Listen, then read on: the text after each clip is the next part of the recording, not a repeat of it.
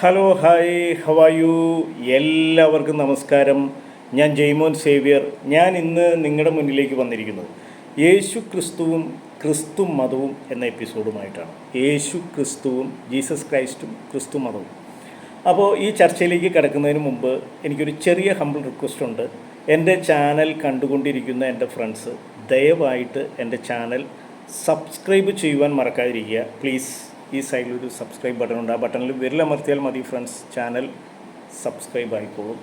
Okay friends, നമുക്ക് യേശു ക്രിസ്തുവും Jesus ക്രൈസ്റ്റും ക്രിസ്തു മതവും, യേശു ക്രിസ്തുവും ഈസ ക്രിസ്തുവും ക്രിസ്തു മതവും എന്ന ചർച്ചയിലേക്ക് കിടക്കാം. ഞാൻ ഇങ്ങനൊരു വിഷയം ചർച്ച ചെയ്യുവാൻ തിരഞ്ഞെടുക്കുവാനുള്ള കാരണം, ഞാൻ കഴിഞ്ഞ ദിവസങ്ങളിൽ യൂട്യൂബിൽ സെർച്ച് ചെയ്യുമ്പോൾ ഞാൻ നമ്മുടെ രാഹുൽ ഈശ്വറിൻ്റെ ഒരു ഇൻ്റർവ്യൂ കണ്ടിരുന്നു. അപ്പോൾ ആ ഇൻ്റർവ്യൂവിൽ രാഹുൽ ഈശ്വറിനോട് ചോദ്യകർത്താവ്, ആ ഇൻ്റർവ്യൂ ചെയ്യുന്ന ആൾ ചോദിച്ച ചോദ്യങ്ങൾ ഭയങ്കര ബ്ലണ്ടറായിട്ട് എനിക്ക് തോന്നി. ഒരു എന്താ പറയുക, ഒരു കഴുത ചോദ്യമായിട്ട് എനിക്ക് തോന്നി. ആ ചോദ്യം അദ്ദേഹം ഈ ഭൂമിയിലെങ്ങും ജീവിക്കുന്ന ആളല്ലേ എന്നെനിക്ക് തോന്നി. കാരണം ഒരു ചോദ്യം, ബൈബിൾ എന്ന പുസ്തകത്തിൻ്റെ ചരിത്രമെന്ത്? രണ്ടാമത്തെ ചോദ്യം, ജീസസ് ക്രൈസ്റ്റ് ചരിത്ര പുരുഷനാണ്. ഈ രണ്ട് ചോദ്യങ്ങളും ചോദിച്ചപ്പോൾ അദ്ദേഹം ഈ ഭൂമിയിലെങ്ങും ജീവിക്കുന്ന ആളല്ല എന്നാണ് എനിക്ക് തോന്നുന്നത്. കാരണം ബൈബിൾ എന്ന പുസ്തകം എന്ന് ആരെങ്കിലും പ്രയോഗിക്കും? ബൈബിൾ, ഖുർആനെല്ലാം വിശുദ്ധ ഗ്രന്ഥങ്ങളാണ്. അതുപോലെ തന്നെ രാമായണം, മഹാഭാരതം, ഭഗവത്ഗീതയൊക്കെ ഇതിഹാസ ഗ്രന്ഥങ്ങളെന്നാണ് വിളിക്കപ്പെടുന്നത്. അപ്പം വിശുദ്ധ ഗ്രന്ഥങ്ങളും ഇതിഹാസ ഗ്രന്ഥങ്ങളും ദൈവങ്ങളെക്കുറിച്ചും ഇൻഡ്യൂഷൻസിനെ, പ്രവാചകന്മാരെക്കുറിച്ചും അവരുടെ ഇൻഡ്യൂഷൻസിനെക്കുറിച്ചും അറിവുകളെക്കുറിച്ചും ദൈവിക കാര്യങ്ങളെക്കുറിച്ചും ഒക്കെയാണ് അവർ നമുക്ക് ഷെയർ ചെയ്തിട്ടുള്ളത്. അപ്പോൾ അങ്ങനെ പറയുന്ന മതഗ്രന്ഥങ്ങൾ നമ്മൾ ഒരിക്കലും പുസ്തകങ്ങളൊന്നും പ്രയോഗിക്കാറില്ല. അപ്പോൾ ശരിക്കും വിശുദ്ധ ഗ്രന്ഥങ്ങളെന്നും ഇതിഹാസ ഗ്രന്ഥങ്ങളെന്നും ഒക്കെയാണ് പ്രയോഗിക്കാറ്. ഈ ബൈബിളിൻ്റെ ചരിത്രം വെച്ചുകൊണ്ട് ഞാനൊരു എപ്പിസോഡ് ചെയ്തിരുന്നു, വിശുദ്ധമായിട്ടൊരു എപ്പിസോഡ് ചെയ്തിരുന്നു. അത് കഴിഞ്ഞിട്ട് യേശു ക്രിസ്തുവിൻ്റെ ചരിത്രം ചോദിച്ചു. യേശു ക്രിസ്തുവിൻ്റെ ചരിത്രവുമായി ബന്ധപ്പെട്ട കാര്യങ്ങളാണ് നമ്മൾ ചർച്ച ചെയ്തു വരുന്നത്. ഇതിനു മുന്നുള്ള എപ്പിസോഡുകളിൽ യേശു ക്രിസ്തുവിൻ്റെ ജനനം, യഥാർത്ഥ പേര് തുടങ്ങിയ കാര്യങ്ങൾ, ഈസാ നബി എന്നാണ്. ഈസാ നബി എന്ന് പറഞ്ഞ പ്രവാചകനാണ്. ഇസ്ലാം മതത്തിൽ യേശു ക്രിസ്തുവിനെ കുറിച്ച് പറയുന്നുണ്ട്, അവർ രേഖപ്പെടുത്തിയിട്ടുള്ള ഈസാ നബി എന്നാണ്.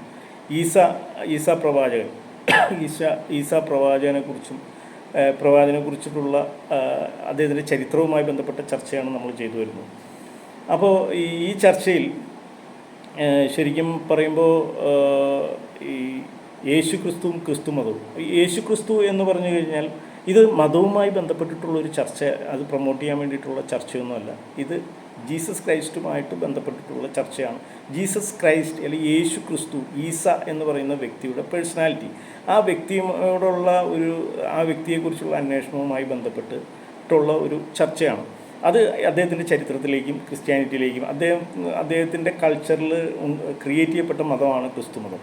അപ്പോൾ ആ ക്രിസ്തു മതത്തിൻ്റെ കേന്ദ്രബിന്ദുവാണ് യേശു ക്രിസ്തു. അതുകൊണ്ടാണ് നമ്മൾ മതവുമായി ബന്ധപ്പെട്ടിട്ടുള്ള ചർച്ച വരുന്നത്. അപ്പോൾ അതിന് മതത്തിന് പ്രാധാന്യമുണ്ട്. കാരണം ഇത്രയും വേൾഡ് വൈഡ് മതമാണ് യേശു ക്രിസ്തുവിൻ്റെ മതം എന്ന് പറയുമ്പോൾ 195ഓളം ലോകരാഷ്ട്രങ്ങളുടെ അടിസ്ഥാന മതം ക്രിസ്തു മതമാണ്. അത് യേശു ക്രിസ്തുവിൻ്റെ തന്നെ പവറാണ്. അപ്പോൾ നമ്മൾ അതുമായി ബന്ധപ്പെട്ടാണ് സംസാരിച്ചു വരുന്നത്. അപ്പം ഈ യേശു ക്രിസ്തു ശരിക്കും പറഞ്ഞാൽ ഒരു സാമൂഹിക പരിഷ്കർത്താവും, ഒരു ആത്മീയ ഗുരുവും, ധർമ്മഗുരുവും, അതുപോലെ തന്നെ തത്വചിന്തകനുമൊക്കെ ആയിരുന്നു.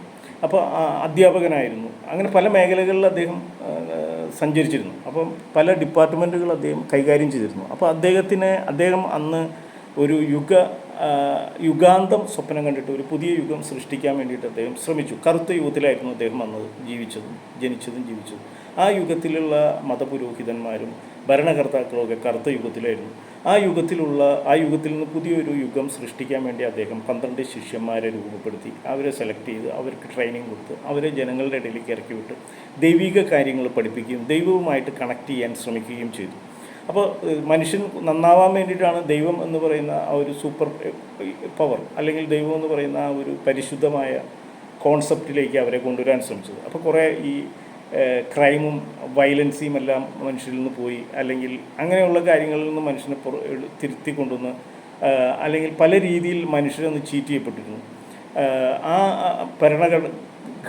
ഭരണകർത്താക്കളെ കൊണ്ട് ചീറ്റ് ചെയ്യപ്പെട്ടിരുന്നു. അവരുടെ ഒരു അഴിഞ്ഞാട്ടമായിരുന്നു. അതുപോലെ മതപുരോഹിതന്മാരുടെ അഴിഞ്ഞാട്ടമായിരുന്നു. ഒരു കറുത്ത യുഗം എന്ന് തന്നെ പറയാം. അപ്പോൾ അദ്ദേഹം അതിൽ നിന്ന് തിരിച്ച് അവരെ കൊണ്ടുവരാൻ വേണ്ടിയിട്ട് ശ്രമിച്ചു, അവരെ രക്ഷപ്പെടുത്താൻ വേണ്ടി. അത് ഇനി ഒരു പുതിയ യുഗം സൃഷ്ടിക്കണം. അപ്പോൾ ഒരു യുഗപുരുഷനായിരുന്നു അദ്ദേഹം. പുതിയ യുഗം സൃഷ്ടിക്കാൻ വേണ്ടി അദ്ദേഹം ശ്രമിച്ചു. പക്ഷേ അദ്ദേഹത്തിൻ്റെ ആ റൂട്ട് മനസ്സിലാക്കിയ ഭരണകർത്താക്കളും മതപ്രമുഖരും അദ്ദേഹം വധിക്കപ്പെടണമെന്ന് മനസ്സിലാക്കുകയും അദ്ദേഹം ഈ രീതിയിൽ പോയി കഴിഞ്ഞാൽ അവരെയൊക്കെ അത് ബാധിക്കുമെന്നും അതുകൊണ്ട് അദ്ദേഹം വധിക്കപ്പെടണമെന്ന് തീരുമാനിക്കുകയും വളരെ പ്ലാൻഡായിട്ട് ഗൂഢാലോചന നടത്തി വളരെ വെൽ പ്ലാൻഡായിട്ട് പുരോഹിതന്മാരുടെ ഒത്താശയോടുകൂടി റോമാ സാമ്രാജ്യത്തിൻ്റെ ഭരണകർത്താക്കളുമായിട്ട് പ്രീപ്ലാൻ ചെയ്ത് അദ്ദേഹത്തെ പിടികൂടി കുരിശിൽ തറച്ച് കൊല്ലുകയായിരുന്നു. അപ്പോൾ അങ്ങനെ കൊല്ലപ്പെട്ട ആളെ ചരിത്രരേഖകളിൽ അവർ രേഖപ്പെടുത്തും. അവരുടെ ചരിത്രരേഖകൾ അവരൊരിക്കലും രേഖപ്പെടുത്തില്ല. അവർ ശരിക്കും പറഞ്ഞാൽ അവർ ഈ ജീസസിനെ തുടച്ച്, അവരുടെ കണ്ണിലെ കരടായിരുന്നു ജീസസ് ക്രൈസ്റ്റ്. അപ്പോൾ തുടച്ച് നീക്കാൻ വേണ്ടിയിട്ടാണ് അവർ ശ്രമിച്ചത്. അപ്പോൾ അങ്ങനെ ഉള്ള ജീസസ് ക്രൈസ്റ്റിനെ അവർ ഇല്ലാതാക്കാൻ ശ്രമിച്ചു. പക്ഷേ അദ്ദേഹത്തിൻ്റെ ആത്മാവിനെ അവർക്ക് വധിക്കാൻ പറ്റിയില്ല. ശരീരത്തിനേ മരണമുള്ളൂ, ആത്മാവിനും മരണമില്ല എന്ന് തെളിയിച്ച വ്യക്തിയാണ് ജീസസ് ക്രൈസ്റ്റ്.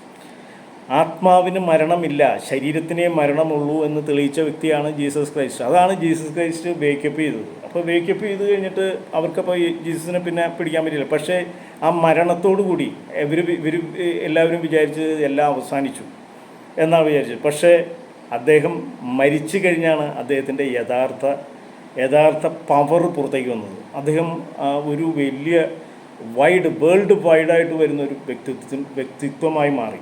അതാണ് ജീസസ് ക്രൈസ്റ്റ്. അപ്പോൾ അവിടെ ജീസസ് ക്രൈസ്റ്റ് ആരായിരുന്നു എന്നുള്ളത് നമുക്ക് മനസ്സിലാകും. ഇത്രയും മതം വളരാൻ ആരാണ് വളർത്തിയത് എന്ന് നമുക്ക് ചിന്തിക്കേണ്ടി വരും. സത്യം പറഞ്ഞാൽ ഏകനായ ദൈവത്തിന് അവർ ചരിത്രത്താളുകളിൽ രേഖപ്പെടുത്താതെ വന്നതിന് നമുക്ക് പറയാനുള്ള ഒറ്റ മാർഗ്ഗമുള്ളൂ. ഏകനായ ദൈവത്തിന്, സർവേശ്വരന്, പരിധികളില്ലാത്ത കഴിവുകൾക്കുടമയ്ക്ക്, ആരെയും ഒന്നിനെയും ഭയക്കാത്ത സർവ്വകാര്യങ്ങളിലും അറിവുള്ള എല്ലാ കാര്യങ്ങളെയും നിയന്ത്രിക്കുന്ന ദൈവത്തിന്, ദൈവപുത്രന് എന്തിനാണ് ഒരു രേഖപ്പെടുത്തൽ എന്നാണ് അദ്ദേഹത്തിൻ്റെ മരണത്തിൽ നിന്നും, അദ്ദേഹത്തിൻ്റെ ഉത്ഥാനത്തിൽ നിന്നും, അദ്ദേഹത്തിൻ്റെ മതത്തിൻ്റെ വളർച്ചയിൽ നിന്നും, അദ്ദേഹത്തിൻ്റെ കൾച്ചർ ഷെയർ ചെയ്യപ്പെട്ടിട്ടുള്ളതിൽ നിന്നും നമുക്ക് മനസ്സിലാക്കാൻ കഴിയുന്നു. പക്ഷേ യേശുവിൻ്റെ മരണത്തിനും പുനരുദ്ധാനത്തിനും ശേഷം യേശുവിൻ്റെ ശിഷ്യന്മാരും അനുയായികളും ക്രിസ്തുമാർഗം, യേശുക്രിസ്തുവിൻ്റെ മാർഗം, the way of Jesus Christ പിന്തുടർന്നു. 337 കാലഘട്ടത്തിൽ റോമൻ ചക്രവർത്തിയായിരുന്ന കോൺസ്റ്റന്റൈൻ ഒന്നാമൻ ക്രിസ്തു മതത്തിലേക്കുള്ള പരിവർത്തനത്തിനും റോമൻ സാമ്രാജ്യത്തിൻ്റെ തുടർന്നുള്ള ക്രിസ്തീയ വൽക്കരണത്തിനും പ്രധാന പങ്കുവഹിച്ചു. അങ്ങനെ ക്രിസ്തുമതം രൂപീകൃതമായി. അങ്ങനെയാണ് ക്രിസ്തുമതം രൂപീകൃതമായത്. അതിന് പ്രധാന പങ്കുവഹിച്ച ആൾ കോൺസ്റ്റന്റൈൻ ചക്രവർത്തിയാണ്. യഹൂദ പ്രസംഗകനും അധ്യാപകനും, 1-ാം നൂറ്റാണ്ടിലെ യഹൂദ പ്രസംഗകനും അധ്യാപകനും സാമൂഹിക പരിഷ്കർത്താവും ആത്മീയ ഗുരുവുമൊക്കെ ആയിരുന്ന പ്രവാചകനായ യേശു പിന്നീട് ക്രിസ്തീയ സഭയുടെ മതനേതാവായി കണക്കാക്കപ്പെടുന്നു. യേശുവിൻ്റെ മരണശേഷമാണ് കണക്കാക്കപ്പെട്ടു. ക്രിസ്ത്യാനികൾ യേശുവിനെ പിതാവായ ദൈവത്തിൻ്റെ പുത്രനായും പ്രവാചകനായും അവതാര പുരുഷനായും യഹൂദർ കാത്തിരുന്ന മിശിഹായായും പഴയ നിയമത്തിൽ പ്രവചിച്ചിരുന്ന ക്രിസ്തുവായും വിശ്വസിക്കുന്നു. ക്രിസ്തു എന്ന് പറഞ്ഞാൽ ഒരു പ്രിവിലേജാണ്. മിശിഹ രക്ഷകൻ എന്നൊക്കെ പറയുന്ന പോലെ ഒരു പ്രിവിലേജാണ്. പഴയ നിയമത്തിൽ കാത്തിരുന്ന ക്രിസ്തുവായും വിശ്വസിക്കുന്നു, ആരാധിക്കുന്നു. ആ രൂപത്തിൽ വിശ്വസിച്ച് പ്രാർത്ഥിക്കുന്നു. വീടുകളിൽ, ഓരോ ക്രിസ്ത്യാനികളുടെയും വീടുകളിലെ പ്രാർത്ഥനാ മുറികളിലെ കേന്ദ്രബിന്ദു, ദി ഗോഡസ് വൈബ്, ഇങ്ങനെ നിൽക്കുന്ന കേന്ദ്രബിന്ദു, ആ ബിന്ദുവിൽ നോക്കിയിട്ടാണ്, ജീസസ് ക്രൈസ്റ്റിൽ നോക്കിയിട്ടാണ് എല്ലാവരുടെയും ധ്യാനവും പ്രാർത്ഥനയും ആരാധനയും ഒക്കെ. അപ്പോൾ ക്രിസ്ത്യാനികൾ അത് കറക്റ്റായിട്ട് സത്സംഗങ്ങളും അല്ലാതെ വീടുകളിലും പ്രാർത്ഥനകളും ഒക്കെ ആയിട്ട് മുന്നോട്ട് പോയിക്കൊണ്ടിരിക്കുകയാണ്. യൂറോപ്പ് ക്രിസ്തീയവൽക്കരിക്കപ്പെട്ടതോടെയും മിഷണറി പ്രവർത്തനം, ശിഷ്യന്മാരുടെ പ്രവർത്തനങ്ങൾ, സുവിശേഷീകരണം, കുടിയേറ്റം, വിപുലമായ വ്യാപാരം എന്നിവയിലൂടെയും ക്രിസ്തുമതം ലോകമൊട്ടുക്കും വ്യാപിച്ചു വളർന്നു. 195 ലോകരാജ്യങ്ങളിലാണ് മൊത്തം ലോകത്തിൽ 195 ലോകരാജ്യങ്ങളാണുള്ളത്. ഈ ലോകരാജ്യങ്ങളിൽ ഏകദേശം 2.4 ബില്യൺ അനുയായികളുള്ള ലോകത്തിലെ ഏറ്റവും വലുതും വ്യാപകവുമായ മതമാണ് ക്രിസ്തു മതം. ലോക ജനസംഖ്യയുടെ ഏകദേശം 31.2% ക്രിസ്ത്യാനികൾ ഉൾപ്പെടുന്നു. ലോക ജനസംഖ്യയുടെ ഏകദേശം 31.2%, ലോക ജനസംഖ്യയുടെ 31.2% ക്രിസ്ത്യാനികൾ ഉൾപ്പെടുന്നു. ക്രിസ്തുമതത്തിൻ്റെ സെൻട്രൽ പോയിൻറ്റും ക്രിസ്തുമതത്തിൻ്റെ കേന്ദ്ര ബിന്ദുവും മതനേതാവുമാണ് യേശു ക്രിസ്തു. അപ്പോൾ ചരിത്രം എവിടെ പോയി? യേശുക്രിസ്തുവിൻ്റെ ചരിത്രം അവിടെ പോയി. യേശുക്രിസ്തു എവിടെ നിൽക്കുന്നു? യേശുക്രിസ്തുവിൻ്റെ ചരിത്രം എവിടെ നിൽക്കുന്നു? യേശുക്രിസ്തു എവിടെ നിൽക്കുന്നു എന്നാണ് ഞാൻ ചോദിക്കുന്നത്. യേശുവിൻ്റെ ജീവിതത്തിൻ്റെ വസ്തുതകൾ നിർണ്ണയിക്കുന്നതിനുള്ള ബൈബിൾ പഠനങ്ങളിലെ അക്കാദമിക് ശ്രമങ്ങൾ, യേശുവിൻ്റെ ജീവിതത്തിൻ്റെ വസ്തുതകൾ നിർണ്ണയിക്കുന്നതിനുള്ള ബൈബിൾ പഠനങ്ങളിലെ അക്കാദമിക് ശ്രമങ്ങൾ ചരിത്രപരമായ യേശുവിനായുള്ള അന്വേഷണത്തിൻ്റെ ഭാഗമാണ്. സുവിശേഷങ്ങളും പൗലോസ്ലീഹയുടെ കത്തുകളും കൂടാതെ യേശുവിൻ്റെ ചരിത്രത്തിൻ്റെ ഉറവിടങ്ങളായി കണക്കാക്കുന്ന ബൈബിൾ ഇതര കൃതികളിൽ യഹൂദ ചരിത്രകാരനായ ജോസഫിൻ്റെയും യഹൂദരുടെയും 93-94 CE കാലഘട്ടം, പുരാവസ്തുക്കളിൽ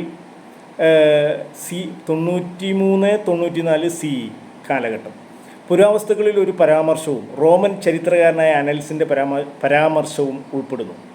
യേശുവിൻ്റെ വ്യക്തിത്വത്തെക്കുറിച്ച് ക്രിസ്ത്യൻ, യഹൂദ, റോമൻ സ്രോതസ്സുകളുമുണ്ട്. ഇസ്ലാം സ്രോതസ്സുകളുമുണ്ട്.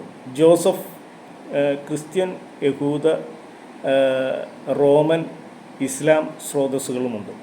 ജോസഫ്, ന്യൂട്ടോണിയസ്, ടാസിറ്റസ്, പ്ലിൻ ദി യങ്ങർ, ഖുറാൻ ഇതിലൊക്കെ ഈസയെക്കുറിച്ച് അല്ലെങ്കിൽ ഈശോയെക്കുറിച്ച് ശക്തമായി പരാമർശിക്കുന്നുണ്ട്, കൃത്യമായി പരാമർശിക്കുന്നുണ്ട്. കൂടാതെ ആദിമ ക്രിസ്ത്യാനിറ്റിയിൽ നിന്നുള്ള വൈവിധ്യമാർന്ന രചനകളുടെ ഉദാഹരണമായ അപ്പോക്രിഫൽ ഈ വാക്ക് ശ്രദ്ധിക്കണം, അപ്പോക്രിഫൽ ഗ്രന്ഥങ്ങളുമുണ്ട്. ആദിമ ക്രിസ്ത്യാനിറ്റിയിൽ നിന്നുള്ള വൈവിധ്യമാർന്ന രചനകളുടെ ഉദാഹരണങ്ങളായ അപ്പോക്രിഫൽ ഗ്രന്ഥങ്ങളുമുണ്ട്. ബൈബിൾ എന്ന വേദഗ്രന്ഥത്തിൽ അല്ലെങ്കിൽ വിശുദ്ധ ഗ്രന്ഥത്തിൽ പുതിയ നിയമം ചിട്ടപ്പെടുത്തിയിട്ടുള്ളത് യേശുവിൻ്റെ പ്രധാനപ്പെട്ട ശിഷ്യന്മാരായ മത്തായി, മാർക്കോസ്, ലൂക്കോസ്, യോഹന്നാൻ എന്നീ ശിഷ്യന്മാരുടെ രചനകൾ ഉപയോഗിച്ചിട്ടാണ്. ഇങ്ങനെയൊക്കെ ആണെങ്കിലും ചരിത്രത്തിലെ യേശുവിനെ കാലാകാലങ്ങളിൽ വിശ്വാസം വെച്ചു ചേർത്ത പൊടിപ്പും തൊങ്ങലുമെല്ലാം മാറ്റി കണ്ടെടുക്കുവാനുള്ള ശ്രമങ്ങൾ പലപ്പോഴും നടന്നിട്ടുണ്ട്.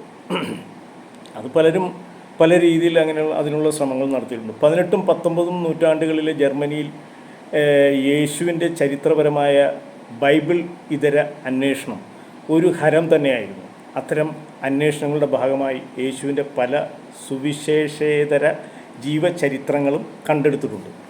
ഇതാണ് യേശുക്രിസ്തുവും ക്രിസ്തുമതം ഇത്രയും വൈഡാകുന്നതിനുള്ള കാരണം എന്താണ്?